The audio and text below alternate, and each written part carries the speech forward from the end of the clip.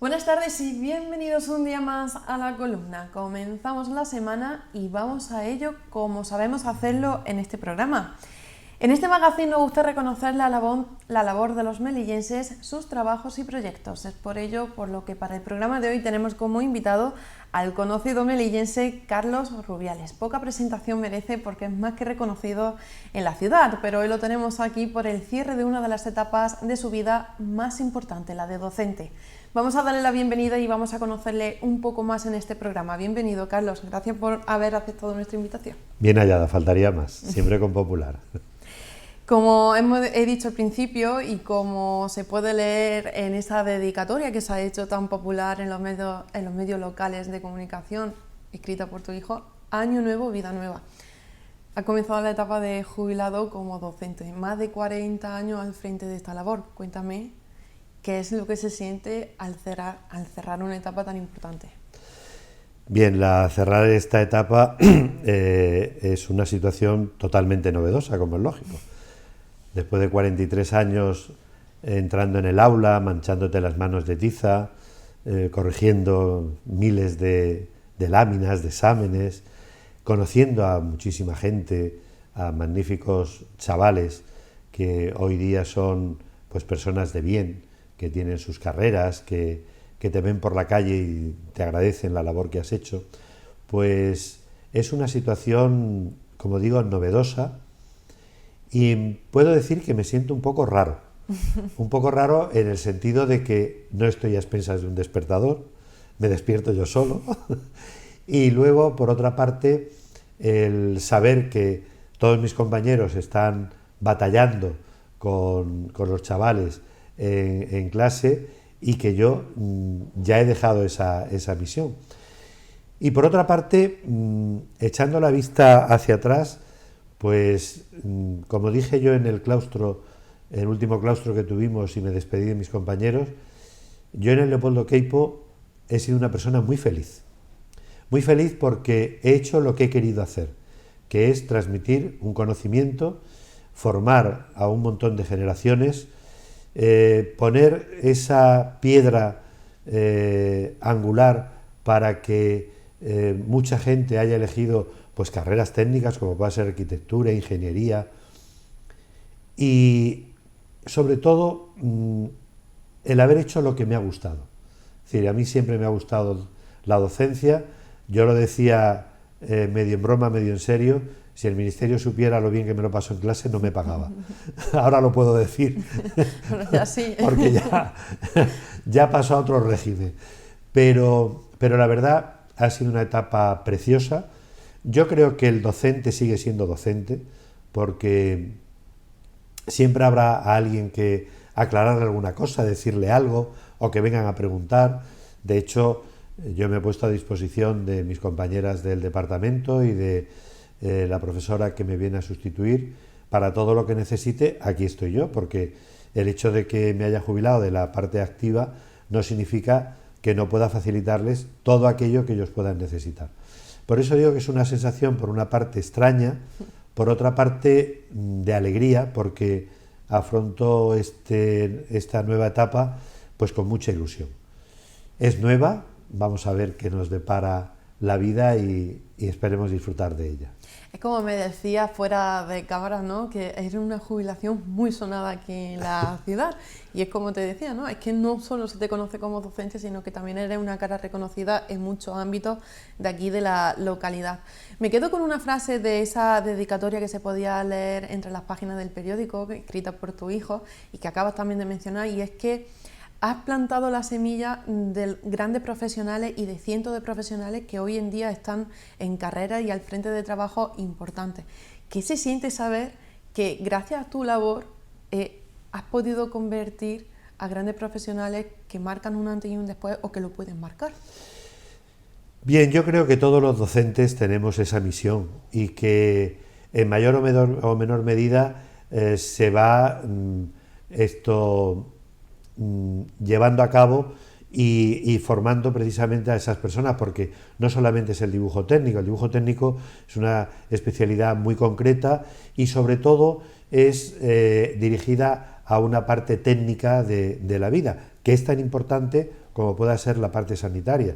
Nosotros siempre hemos tenido el pique, el departamento de biología y el departamento de artes plásticas, de decir, tú me quitas a los alumnos y yo te quito a los alumnos, en plan de broma, como es lógico.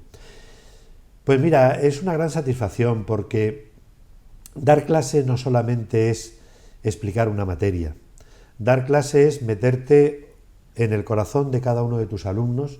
Yo siempre he dicho que nuestro trabajo es un trabajo muy delicado y muy sagrado, porque trabajamos con personas, no estamos con objetos, y que a cada cual hay que intentar tratarlo como es. O sea, esa enseñanza individualizada que tanto se pregona en los sistemas de educación, pero a la vez dentro de ese colectivo, porque tú tienes que juzgar el trabajo de esas personas. Y tienes que saber en un momento determinado si esa persona va bien en la cuestión de lo que ha elegido o no va bien. Sí es cierto que yo me he encontrado con personas que me han dicho, pues por tu culpa soy arquitecto, por tu culpa soy ingeniero. Digo, bueno, pues me alegra esa culpa, porque no cabe duda que es una culpa buena, porque ha llevado a mucha gente a hacer grandes carreras. Yo ayer precisamente comentaba y lo decía, que tengo el orgullo de tener ingenieros, arquitectos, sacerdotes, y también tengo gente que está en la administración pública, alumnos que hoy día son barrenderos, y que todos para mí han sido siempre iguales. Y todos han tenido esa dedicación por mi parte. O sea, a mí un alumno me da igual cómo se llame, es un alumno. Y para mí merece toda la consideración. Es un tesoro que tenemos en nuestras manos y que cuando pasa el tiempo y te encuentras, pues fíjate, yo empecé en la docencia con 23 años y me encuentro alumnos que ahora tienen 50 y tantos y te dicen y te dan las gracias y te dicen, pues conservo tus apuntes, gracias a lo que me explicaste en la carrera me fue muy bien. Pues la verdad es algo muy satisfactorio. Como también se decía en esa dedicatoria, ¿no? Kilos de tiza, numerosos apuntes guardados. Imagino que al igual que tanta cantidad también de anécdotas, ¿no? Me gustaría, porque eso siempre, cuando conozco a algún docente, siempre me gusta decir, bueno, cuéntame alguna anécdota que te haya pasado en clase, que son las que te marcan y al final siempre sueles contar, porque es graciosa, pero también refleja ahí el día a día que tiene un profesor. Pues mira, anécdotas hay muchas. En la entrevista que luego me hicieron, recordaba una de un alumno al principio de dar clase, un alumno con mucha gracia y que, vamos, lo quiero muchísimo, porque cuando nos vemos siempre charlamos y nos saludamos. Yo había suspendido a una alumna una lámina y él dice, trae para acá. Y cogió un bolígrafo rojo y le puso un 10. Y digo, pero bueno, ¿qué es lo que estás haciendo? Y dice, es que le hacía mucha ilusión tener un 10. ¿Y por qué no se le va a poner? Por supuesto le regañé, como es lógico, por manipular una lámina así. Luego, anécdotas, pues, no sé, es que son muchas. No hace mucho me encuentro con un alumno que me dice, estoy siguiendo todos tus consejos, estoy llevando el trabajo al día, y la verdad que me está yendo muy bien. Y la verdad, eso te satisface. Hace unos días aparezco por el instituto y de pronto yo iba para una cafetería a tomar café con las compañeras y me vienen una avalancha de 5, 6, 7 alumnos corriendo, profe. Bueno, una alegría pues bastante grande. Ya te digo, y luego, bueno, encontrarte con excusas de decir, es que no puedo hacer el trabajo por tal cosa. O presentarte una lámina que no es suya y está falsificada. ¿Y cómo te has dado cuenta? Digo, ¿cómo, son muchas ¿cómo ya. no me voy a dar cuenta? Bueno, hay una anécdota muy graciosa que pasó con mi hijo Carlos. Te cuento, me pongo en escena. 4 de la tarde, habitación a oscuras, yo me acuesto en la cama a descansar un rato y me viene mi hijo con una lámina. Papá, ¿está esto bien? Digo, Carlos, por favor. Por supuesto, la gafa en la mesilla. Digo, papá, hijo, por favor, que estoy descansando. Y dice, no, es que quiero pasar la tinta, que tengo otras cosas que hacer, que no sé qué, que no sé cuánto. Lo miro y digo, mira, de este punto a este hay un error de 1 milímetro. Y se me va muy enfadado, pero es que a los 2 minutos me viene, es imposible, a oscuras, sin gafa, y me ha dicho que hay un error de 1 milímetro, y hay un error de 1 milímetro. Y efectivamente había un error de 1 milímetro. Lo corrigió y ya. Luego otra anécdota también que me ocurrió con él, pues un examen que suspendió.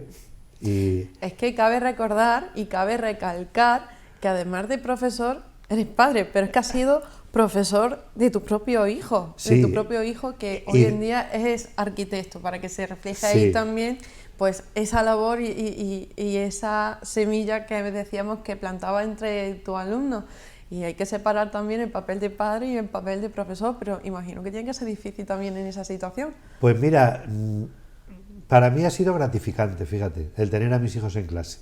Por supuesto, dado que yo era el que daba dibujo técnico, teníamos un acuerdo en el departamento y con jefatura de estudios de que todos los exámenes, todas las láminas, todo estaba a disposición para hacer cualquier auditoría que se quisiera hacer. Sí tengo que decir que mi hijo Carlos en selectividad en dibujo técnico sacó un 10. Pero bueno, aquel día cuando suspende aquel examen, pues los alumnos dijeron, ¿te ha suspendido tu padre? Dice, no. Mi padre no, el profesor de dibujo. Él hizo bien la diferenciación. Que no es lo mismo que me suspenda a mi padre, que me suspenda el profesor de dibujo. Y en el caso de que suspende, hay quien porque imagino, vamos, yo me pongo en mi caso, ¿no? Que yo, pues como cualquier persona, también ha habido algún examen que se ha resentido, ¿no? Y yo me acuerdo de llegar a mi casa y decírselo a mis padres y tener la típica charla de mis padres. En este caso, ¿quién regaña, profesor o padre?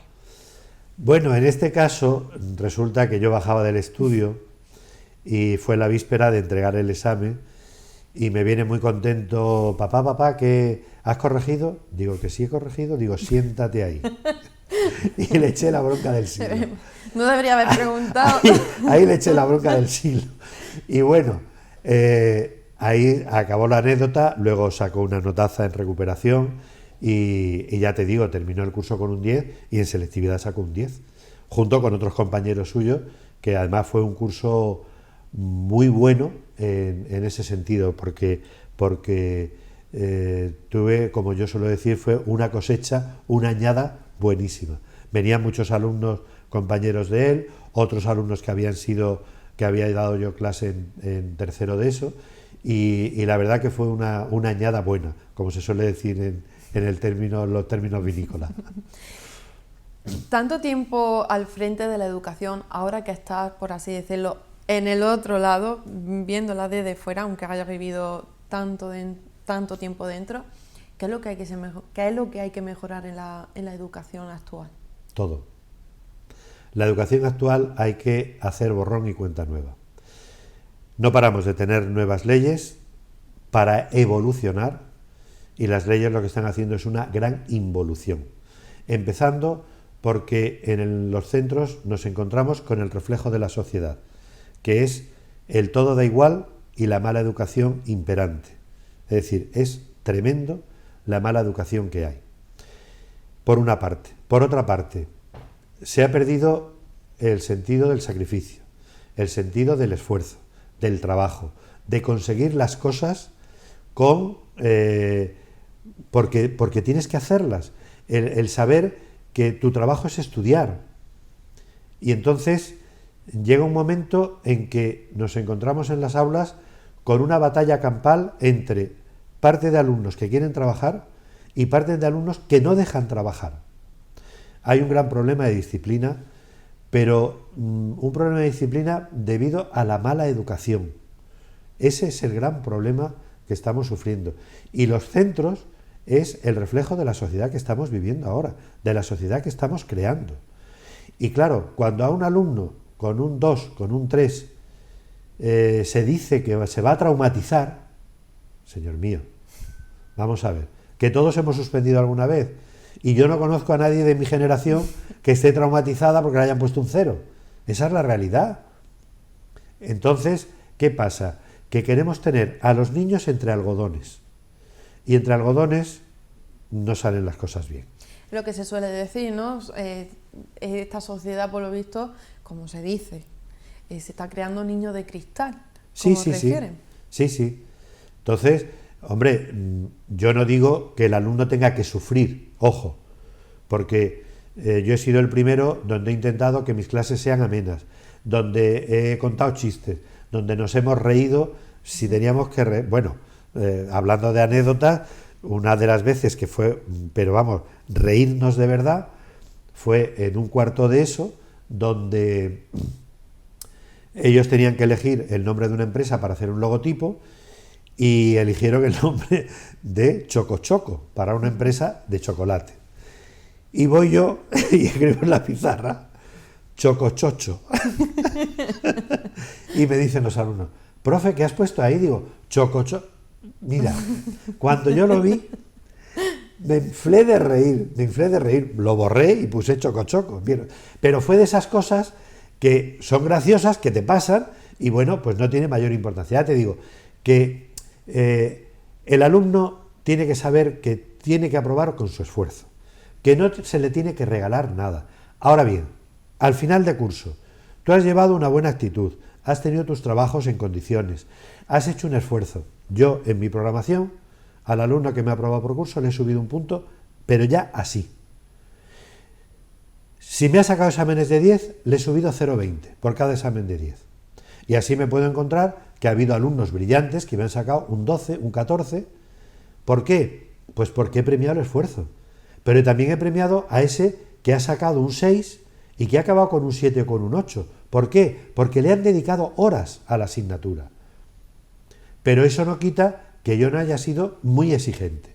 Y lo reconozco, que he sido un profesor no excesivamente, sino muy exigente. ¿Por qué? Porque he querido lograr lo mejor de mis alumnos. Y esa es la actitud que yo creo que tenemos que tener los profesores. Ahora, a mí me viene un alumno diciendo, profe, no te he podido entregar la lámina porque me he quedado sin papel vegetal. O ha venido mi hermano y me ha tirado el colacao encima. No te preocupes. Hazla, repítela y ya me la entregarás. Por eso no le voy a echar la bronca. Ahora, el alumno que sistemáticamente no me entrega la lámina en su fecha y va con retraso, a ese sí le tengo que poner las orejas coloradas. Como aquel que me presenta una lámina falsificada. No, señor. Tú tienes que hacer tu trabajo y si te sale mal, ya lo arreglarás. Pero si te lo hace otro, ese otro con toda buena intención para ayudarte, no te está ayudando, te está perjudicando. Porque luego a la hora de hacer el examen, ¿qué pasa? Que no lo vas a saber hacer. En ese sentido, yo puedo decir que yo a mis hijos no les he explicado nada en casa. Todo lo que han recibido en la clase, excepto en un caso concreto que fue mi hijo Manuel, que tenía examen de dibujo al día siguiente. Yo vi que estaba estudiando y de estas cosas que me hice el remolón viendo la tele, digo, por si tiene alguna duda, pues se la resuelvo y ya está. Y me preguntó 2 cosas y las 2 cosas se las expliqué, sabiendo que las 2 cosas no las había puesto yo en el examen. Pero se las expliqué para que saliera de la duda. Yo le podía haber dicho, mira, son las 2 de la mañana, acuéstate, que esto no entra. No, yo se lo expliqué. Salió la duda, bueno, y luego también el hecho de cuando han estado mis hijos en clase, pues el WhatsApp y pues constantemente preguntando cosas, profesor 24 horas. Y ahora con el correo electrónico prácticamente lo mismo. Se puede decir que el WhatsApp y el correo electrónico no te han hecho muy buen favor, por así decirlo, ¿no? Porque... Bueno, pero se lo ha hecho a ellos, sí. Se lo ha hecho a ellos, que es lo importante, porque a mí lo que me ha importado siempre es la persona. Y la persona es lo suficientemente importante como para poderle dedicar todo el tiempo del mundo. Estamos hablando de tus facetas de docente, estamos viendo en las pantallas que tenemos aquí detrás, pues un recopilatorio de fotos de toda tu vida, donde se puede ver que uno de los pilares más fuertes que también tiene es esa familia que tiene, que también es muy reconocida aquí en Melilla. Ya se puede ver a tu hijo haciéndose sonar también en el ámbito religioso, porque es uno de los ámbitos donde también más se te reconoce. Fuiste voz principal de Cruz de Guía, pero todavía te seguimos viendo al frente de esa labor comunicativa en Semana Santa, en ese calendario religioso cristiano. Cuéntame un poco también de dónde viene esa vocación por la Semana Santa. De siempre, de chiquitito. De chiquitito, porque te puedo decir que de pequeño yo vivía en Zaragoza. Ahora precisamente está la foto de la orla de mi primera comunión del Colegio del Salvador de Zaragoza. Y entonces los periódicos eran enormes. Y yo me hacía un capirote con la hoja del periódico del Heraldo de Aragón, me la ponía, hacía 2 agujeros y me ponía a pasear por el pasillo como si fuera un nazareno más. Luego yo tenía también, me hice un montón de cofradías con cartulinas, papel de seda, plastilina, yo me hacía las figuras, es decir, me viene de toda la vida. Luego tengo que agradecer tanto el ambiente religioso de mi familia como la formación que yo he recibido con los jesuitas, y todo eso pues ha hecho una amalgama de que a mí me guste. Soy, como se dice en términos sevillanos, un poco jartible en cuanto a la Semana Santa. Luego tuve la oportunidad de en Televisión Melilla contar nuestra Semana Santa, y fue una ventana abierta donde ahí pues te puedo decir que yo me explayé contando mis vivencias, mi formación, lo que en ese momento estaba en la calle. Y le tengo que agradecer a Juanjo Medina, siempre se lo reconoceré, la confianza que puso en mí. Por cierto, me alegra que le hayan dedicado una calle a una persona tan importante también en los medios de comunicación aquí en Melilla. Y desde luego esa fe, que ahí se ha visto alguna foto de mi bautismo, que aquel 28 de diciembre me implantaron. Luego también, lo hemos comentado antes, a lo mejor yo vengo marcado por esa fecha de nacimiento que compartimos, ese 8 de diciembre. Exactamente, un dato curioso, bueno, por los espectadores quizás ahora mismo no sepan, pero pues investigando un poco sobre Carlos Rubiales, ya les digo que investigar poco porque es reconocido y nos conocemos ya aquí en Melilla, pero sí es verdad que uno de los datos curiosos que le comentaba era que nacimos en el mismo día, ¿no? En ese 8 de diciembre. Ya me ha comentado alguna curiosidad, pero se ve que también te ha guiado a ti en este sentido y en esta vocación, por así decirlo. Pues sí, porque mira, nazco el día de la Inmaculada Concepción, me crío bajo el manto de la Virgen del Pilar, pertenezco a la Hermandad del Rocío. ¿Qué más se puede pedir? O sea que es que yo creo que estaba ahí escrito el que yo naciera ese día, que por cierto, mi padre acertó la fecha de nacimiento de todos los hermanos, y cuando llegó la fecha de nacer yo, se empezaron a meter con él diciendo, esta vez te vas a equivocar, y dijo, queda mucho día. Yo nací a las 9:22 de la noche. O sea que todavía quedaban 3 horas para que terminara el día de la Inmaculada. Pero bueno, sí, ya te digo, esa formación cristiana que he recibido en casa, pues yo recuerdo a mi padre que yo me cogía en brazos y me dormía rezando el Jesucito de mi vida, el ángel de mi guarda, pues costumbres sanas y cristianas. Que al final esas mismas costumbres las estás inculcando tú también, o las has inculcado tú también a tu hijo, que se pueden ver ya en diferentes cofradías, al frente de los carteles anunciadores. Ya lo hemos tenido también por aquí, por este programa, también anunciándonos y haciéndonos saber de esa vocación. Pues sí, porque uno de los compromisos que uno tiene cuando se casa es educar cristianamente a sus hijos. Y esa ha sido una de las principales metas que hemos tenido, porque uno a sus hijos le tiene que dar lo que cree que es lo mejor. Y entonces nosotros hemos creído que lo mejor era educarlos en esta fe cristiana. Por supuesto, en una formación humanística, en una formación científica, todo eso, por supuesto. Pero que la formación espiritual es muy importante. Muchas de las cosas que yo creo que están ocurriendo en el mundo hoy día es porque, como decía mi tía Conchi, que en alguna foto ha aparecido, el diablo está suelto y el diablo está haciendo de las suyas. Y quien me oiga dirá, este tío es un carca, este tío es un demodé, o lo que quieran decir, me da igual. El diablo existe, así nos lo dice la fe, así nos lo dijo San Juan Pablo II, que estuviéramos alertas, y en realidad el mal del mundo está ahí. Entonces, ¿qué tenemos? Pues mira, tenemos la oración, tenemos la fe, tenemos el confiar en una persona que además de ser hombre es Dios, que es Jesucristo, y por ahí es por donde podemos cambiar el mundo, desde la oración y desde la fe. Nos estamos quedando 6 minutos en esta entrevista. Me encantaría continuar hablando de tu vida, nunca mejor dicho, porque se nos queda también un poco pendiente de hablar esa faceta también artística que tienes al frente de pintar diferentes cuadros y demás.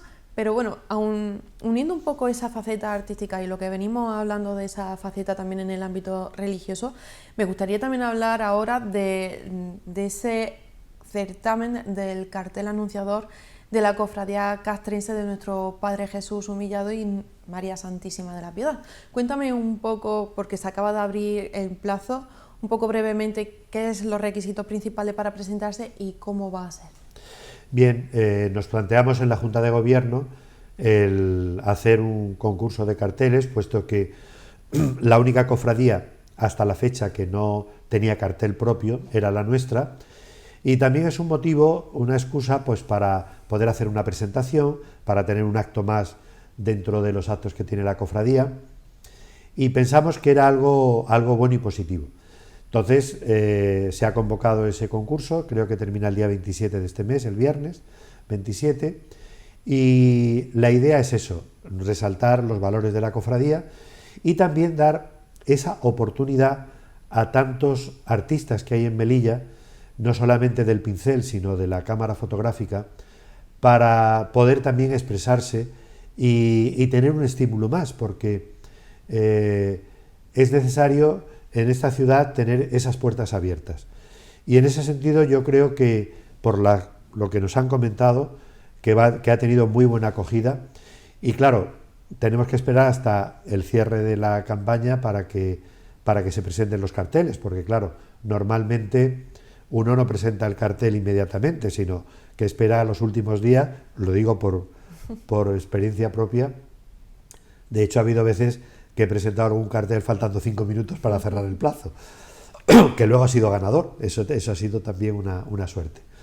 Pero vamos, que esa es la intención, el tener un acto más en la cofradía importante, tener a un presentador, que en breves días se hará publicidad de quién va a ser la persona que presente el cartel, y sobre todo eso, el dar esa oportunidad a tantos artistas como hay en Melilla para poder también expresarse no solamente con las otras 4 cofradías, sino también con la cofradía castrense.